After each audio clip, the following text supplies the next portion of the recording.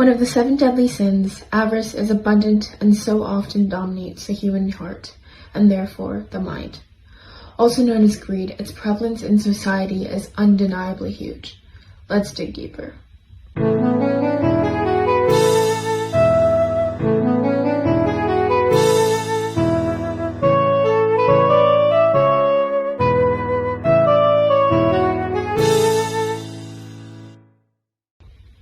Hey there, Lit Junkies. It's Wednesday. I'm your host, Lucy, and this is Life in Literature. In today's episode, we'll be talking about avarice and its place in society. So what's avarice? It's likely you've heard the word at some point. After all, it's extremely prevalent in modern society, culture, religion, and even human nature. Greed is an intense desire for something, whether that be material goods such as wealth or food, or something less measurable, such as power or status. Greed can lead to people taking actions that have negative consequences for themselves and for others. For example, because of the human greed that exists, climate change is becoming greater and greater of an issue. While the battle against greenhouse gases and the push for major polluting industries to change their ways for the betterment of the planet is continuously improving, the greed of the owners and other major players in these industries is preventing the movement from furthering. This means that either we will have to take more drastic measures to help ourselves and our planet in the near future, or that we're headed to eventual doom. You'll hear different things from different people. But the reason for such a devastating answer remains the same throughout: greed. However, it's possible to say at times, greed is good.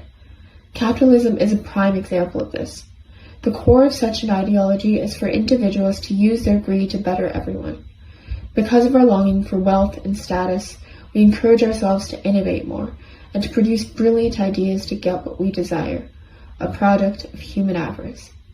When we work for something out of our own selfish wants, it progresses faster and better, as was shown throughout history.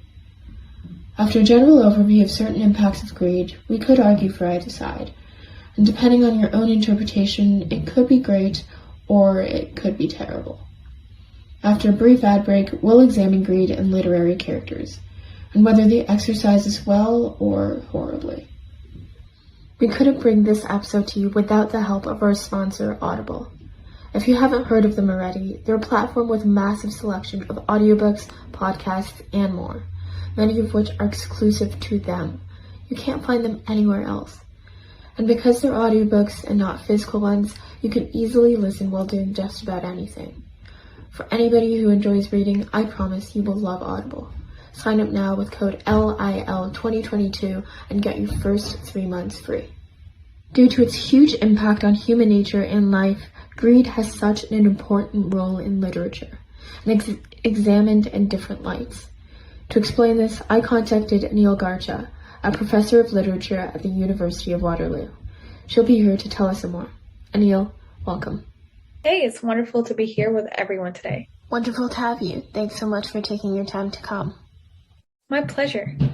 So my question for you is, if you were to choose any fictional character whose display of greed is most impactful for you, who would that be? Probably Victor Frankenstein. I think Victor perfectly demonstrates the consequences that this greed would bring.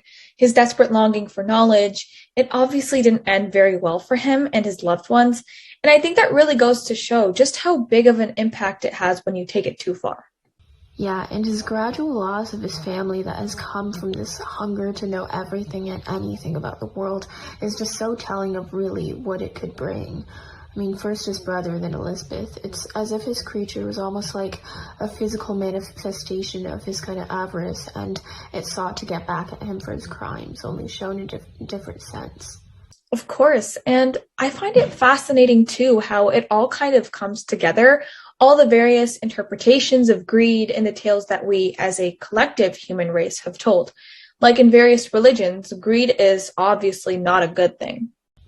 Yeah, and there's the fact that Victor is kind of almost stripping away at the power of God by, bestowing life upon an inanimate object. And he does this as another one of his, quote, experiments, which is obviously as an effect of his thirst to completely understand the world.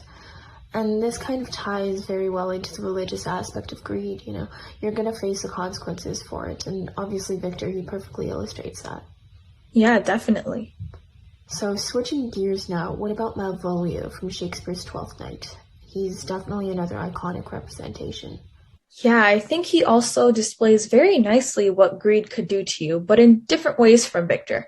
I mean, what he wants isn't knowledge, but power. And I think it's really shown in the scene where Maria is kind of setting a trap for him with the forged letter that was supposedly from Olivia, right? I mean, he was willing to embarrass himself so much for just her, quote, love, because he believed that if he could seduce her, I suppose, then the power that he has in her household would dramatically increase. Yeah. And finally, Animal Farm. I think the natural human avarice really manifests itself nicely in the pig's greed for power, especially Napoleon and Snowball. Like at first, the farm that's controlled by the animals themselves seems like a fantastic idea, and it does indeed work decently. But when Napoleon and Snowball begin to get corrupted by this idea of power and the potential to gain more of it, things start to get a little out of hand, and this struggle for power occurs. Yeah, and you also see how far people, or I guess in this case animals, are willing to go in order to gain or maintain power.